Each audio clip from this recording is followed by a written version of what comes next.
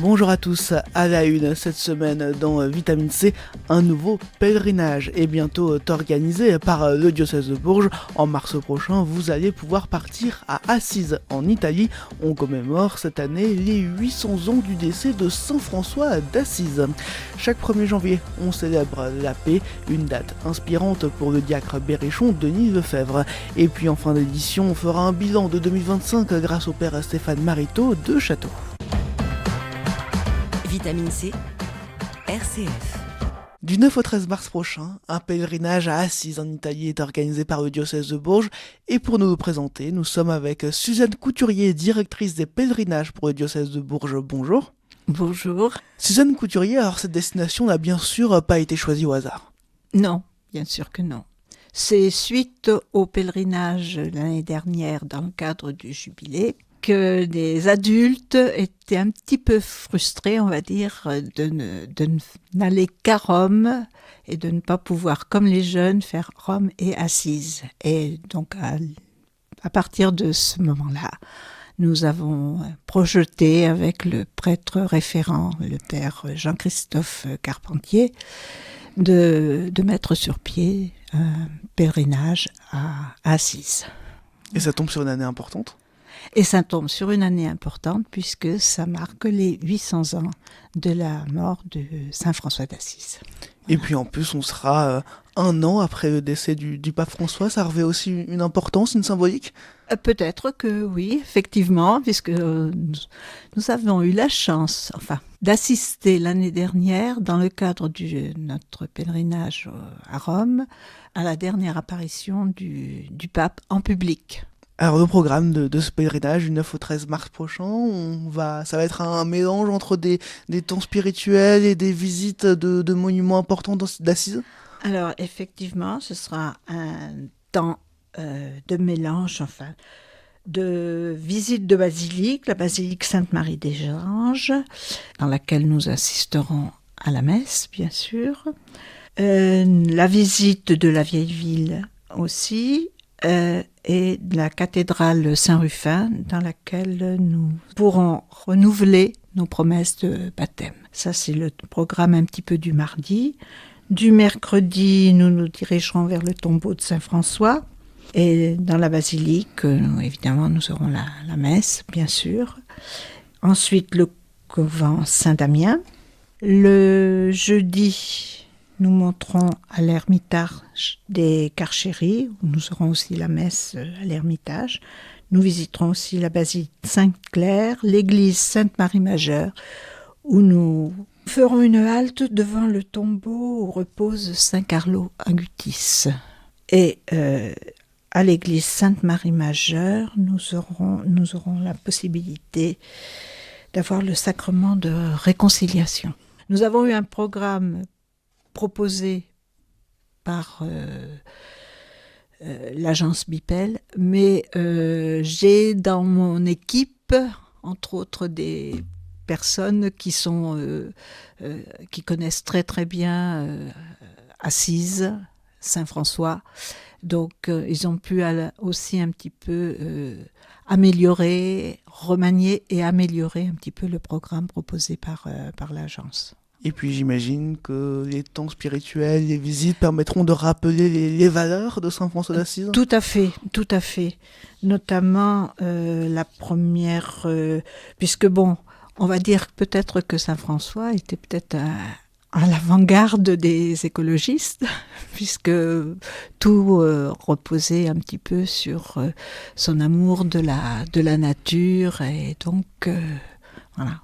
Une attention plus pauvre aussi. Une attention plus pauvre, évidemment, bien sûr. La visite mardi de la basilique de Sainte-Marie des Anges va permettre aussi de bien s'immerger dans la spiritualité franciscaine. Tout à fait.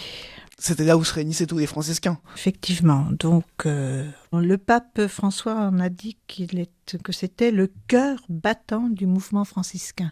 Donc, on va visiter tout ça et s'imprégner vraiment de la spiritualité de Saint François.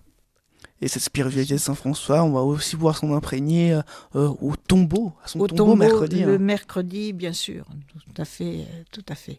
On avance petit à petit dans la spiritualité de Saint François. Vous parlez de San Carlo Acutis, est-ce que vous avez déroulé le programme San Carlo Acutis qui a vécu, en tout cas qui est mort à Assise aussi. Hein. Oui, bien sûr. Donc, on a effectivement, bien sûr, on ne pouvait pas faire l'impasse de ne pas aller aussi sur le tombeau de Carlo Acutis. Une quarantaine de pèlerins en tout sont prévus pour ce pèlerinage. Un pèlerinage, ça se vit en groupe. Ça se vit en groupe, c'est très important. Et ça se vit du départ de Bourges au retour de Bourges. Mais bon, évidemment, il y a aussi un impact dans les différentes paroisses dont dépendent les diocésains qui vont participer, les pèlerins qui vont participer à ce déplacement sur Assise, bien sûr. Le but, c'est aussi de faire rayonner un petit peu et de prendre un petit peu, de s'imprégner et de faire partager ce que l'on a vécu ensemble pendant 4 jours. Vous qui êtes directrice des pèlerinages pour le diocèse de Bourges, vous avez pu constater des amitiés, des relations qui sont créées à chaque pèlerinage. C'est un lien particulier qui peut se créer à ce moment-là. Ah, tout à fait. Tout à fait. Oui, là, des liens très forts. Et moi, encore des pèlerins des anciens pèlerinages qui m'écrivent, qui me souhaitent la bonne année. Enfin, non, oui, il y a de forts. Et puis, on a aussi, au cours de chaque pèlerinage, essayé de créer un groupe. Donc, après, tout au long de l'année, on a des contacts via ce groupe entre nous. Alors d'un point de vue pratique, si on souhaite s'inscrire à ce pèlerinage du 9 au 13 mars prochain, comment est-ce qu'on peut faire ? On trouve sur les affiches qui ont été envoyées dans les différentes paroisses, il y a un numéro de téléphone et une adresse mail. Donc le numéro de téléphone, le 06 84 88 97 13 pour s'inscrire. Et donc, ou écrire, mais bon, vaut mieux téléphoner et vous m'avez au téléphone et je vous envoie tous les documents nécessaires pour votre inscription. Et pour quel tarif, justement ? Alors, le tarif, il est de 1170 €. Et sachant que tout est pris en charge, hébergement... Hébergement, alors, du départ de Bourges jusqu'au retour à Bourges, donc les transports, l'hébergement et tous les frais annexes, les assurances, et voilà. La nourriture. La nourriture, bien sûr. On peut s'inscrire jusqu'à début février, je crois. On peut s'inscrire jusqu'à début février. Mais il ne faut pas tarder parce que les places sont bien remplies. Où se fait l'hébergement ? L'hébergement sera en maison religieuse à Assise. Et la maison religieuse s'appelle la Citadelle Hospitalita. Et ensuite, en 2026 ou en 2027, est-ce que d'autres pèlerinages sont déjà prévus ? Dans 2026, les pèlerinages traditionnels du diocèse, c'est-à-dire le pèlerinage des jeunes à Lourdes au mois d'avril et le pèlerinage diocésain au mois d'août avec l'hospitalité et les jeunes du diocèse aussi. Voilà. Et puis les jeunes aussi ont leur pèlerinage à Thésée au moment des vacances de Toussaint. Voilà. Eh bien, n'hésitez pas, si vous souhaitez vous inscrire à un de ces pèlerinages, dont celui à Assise du 9 au 13 mars prochain, vous avez jusqu'au début février. Merci Suzanne Couturier, vous êtes directrice des pèlerinages pour le diocèse de Bourges. Merci. Merci à vous. La vie chrétienne dans les paroisses et les mouvements, c'est Vitamine C sur RCF. Le 1er janvier, c'était la journée mondiale de la paix. Denis Lefebvre, diacre pour le diocèse de Bourges, souhaitait revenir sur cette date. On revient un petit peu en arrière en effet, et encore plus en arrière, puisque si on se rapporte au mois de mai 2025, le jour même de l'élection du pape, Léon XIV, il paraît, du haut de sa grande fenêtre à Saint-Pierre, il ouvre la bouche et prononce ces mots incroyables. La paix soit avec vous tous.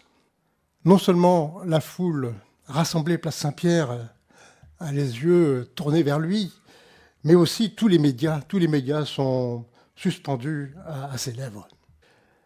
La paix soit avec vous tous. Alors bien sûr, il reprend la parole même de Jésus, et c'est Jésus qui parle à travers lui en fait. Mais il rajoute ce mot « tous », comme si c'était pas si évident que ça. Toutes les personnes de ce monde sont normalement rejointes par cette parole. J'étais très frappé par son message pour cette 59e journée mondiale de la paix, dans laquelle il y a une phrase qui me touche beaucoup et qui m'interpelle. Il reprend ces mots « La paix soit avec vous » et il précise « C'est sa parole », entre parenthèses de Jésus, qui nous souhaite non seulement la paix, mais réalise un changement définitif en celui qui l'accueille. J'ai envie de dire, c'est pas gagné. C'est pas gagné quand je regarde à l'ouest, quand je regarde à l'est, au nord et au sud. Aujourd'hui, je suis quand même inquiet. Aussi, j'écoute cette parole comme une invitation à avoir confiance. Confiance en celui qui prononce devant ses disciples, devant ses apôtres, « La paix soit avec vous ». Oui, mais encore faut-il que celui qui accueille la paix l'accueille véritablement, en toute liberté et en vérité.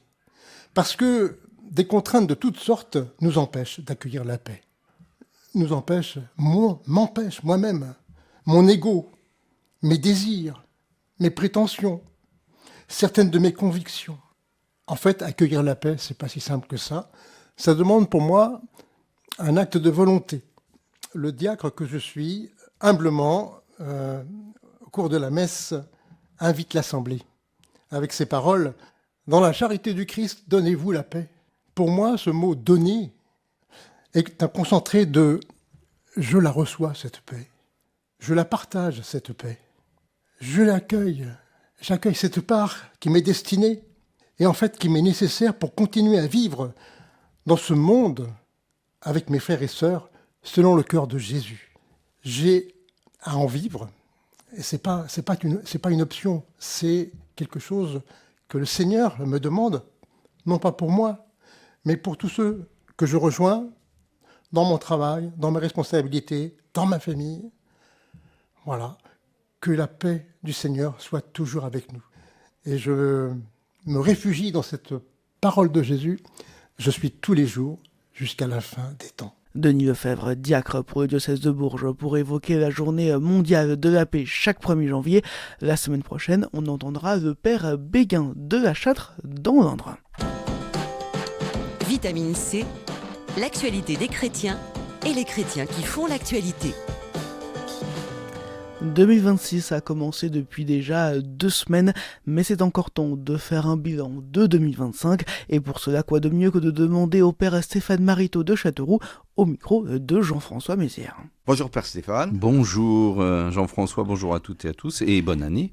Bonne année, nous nous retrouvons effectivement, nous sommes déjà presque à la mi-janvier, mais nous nous retrouvons pour la première fois avec le Père Stéphane Mariteau pour, je vous propose Père Stéphane pour faire un petit retour en arrière sur l'année 2025 en vous demandant quels ont été, à vos yeux, les temps forts pour l'Église et le diocèse, et puis surtout ce qui vous a personnellement marqué. Ah, alors donc il y a beaucoup de choses, parce d'événements, effectivement, qui ont touché la vie de l'Église et nous en particulier, mais l'Église universelle. Il y a eu d'abord le décès du pape François, qui a été quand même aussi un événement, j'allais dire extraordinaire, parce que d'abord parce qu'il est mort le lendemain où il a donné sa dernière bénédiction le jour de Pâques. J'ai trouvé ça merveilleux quelque part. C'était très émouvant d'ailleurs. Ouais. Et bon, mais ce que je trouvais émouvant là-dedans, c'est que vraiment il s'est situé, tout son ministère de pape a été situé dans cette visée, j'allais dire, de la vie du Christ, de la fidélité à l'Évangile, et ramener un peu l'Église aussi dans cette fidélité à Jésus-Christ, à son Évangile, et j'allais dire à sa Pâque, quoi. Du coup, lui-même dans sa propre vie et sa propre histoire, invitant l'Église à vivre cette proximité évangélique avec les plus petits, avec les plus pauvres, avec le cœur de Jésus. Enfin bon, il y a si on regarde tous les textes aussi publiés pendant cette année 2025 par lui. Moi, je trouve que c'est très beau. Il y a eu l'élection tout aussi émouvante d'ailleurs du nouveau pape, qui était vraiment très très simple, qui s'est mis aussi, je crois, dans les pas de François. Voilà. Et puis pour nous, évidemment, pour notre église diocésaine, il y a eu l'arrivée de Monseigneur Bataille, le départ de Monseigneur Beau aussi, ouais, vers Poitiers, et puis l'arrivée de Monseigneur Bataille. Ça a été un temps intéressant aussi quand même, parce que du coup, le fait de ne pas avoir d'évêque, c'est pas que c'est bien, mais ça permet un peu peut-être de se poser un peu plus pour regarder ce qu'on vit d'ailleurs. Oui, et puis, parce qu'on est sollicité aussi par ailleurs pour pouvoir donner un avis ou dire un peu voilà, l'état ou la réalité du diocèse à l'instant T pour que le successeur soit un peu informé. Et je trouve que c'est pas si mal que ça, cette vacance. Elle a été salutaire, on peut dire ça comme ça, dans le sens où les communautés ont pu se poser un peu pour voir ce qu'il y avait d'essentiel pour elle dans la vie d'une église diocésaine. Et puis après, voilà, ça a été la surprise de l'accueil de Monseigneur Bataille. Il y avait des pronostics qui se faisaient, mais il n'était pas dans les pronostics. Donc du coup, ça a été la surprise et une belle surprise, parce que maintenant là, il est dans la phase découverte, enracinement, et puis tout en étant j'allais dire avec sa vie, sa foi, sa simplicité aussi, je trouve, son écoute. Voilà, on est heureux de ça. Sinon, il y a eu formation au niveau diocésaine sur les sacrements. Ça fait un petit moment qu'on n'avait pas eu des formations un peu péchues comme ça sur les choses, et qui ont rassemblé pas mal de monde, que ce soit à Bourges ou à Châteauroux, enfin à Déol plus exactement, puisque c'était en même temps en visio. Alors de temps en temps, le conférencier était à Déol, de temps en temps il était à... Il y avait combien de personnes qui ont suivi je pense que ça fait... dans l'ensemble, ça doit faire une bonne centaine de personnes quand même. Ah oui, donc c'est très important. Et puis c'est tout de même très, très fondamental que d'avoir des chrétiens formés. Exactement. Et c'était bien ça pour ça. Et puis là, il y a une autre formation aussi fondamentale, un peu sur la plus générale, sur la foi, sur la Bible, sur une formation, on va dire, un peu initiale aussi, mais assez belle aussi, qui se poursuit. Donc je trouve aussi que c'est bien, parce que c'est des choses qui sont initiées, qui avaient été initiées par Monseigneur Beau. Ça veut dire aussi qu'un diocèse, à un moment donné, il se dit, il faut il y a des nouveaux arrivants, avec le phénomène des catéchumènes, tout ça. Il faut que ces gens-là, qui prennent part à la vie de la communauté, puissent aussi avoir une formation, et pas simplement, qui est déjà pas mal, leur chemin catéchuménal et leur initiation, elle est super bien faite, je veux dire, ça, il n'y a pas de problème. Mais voilà, un enracinement plus grand qui fait aussi une formation qui leur permettra peut-être aussi de prendre leur place dans les communautés, et peut-être de prendre des responsabilités aussi, même si il faut discerner avec eux quel type de chemin ils peuvent emprunter, bien sûr, et puis pas les obliger non plus à être là où ils n'ont pas à être.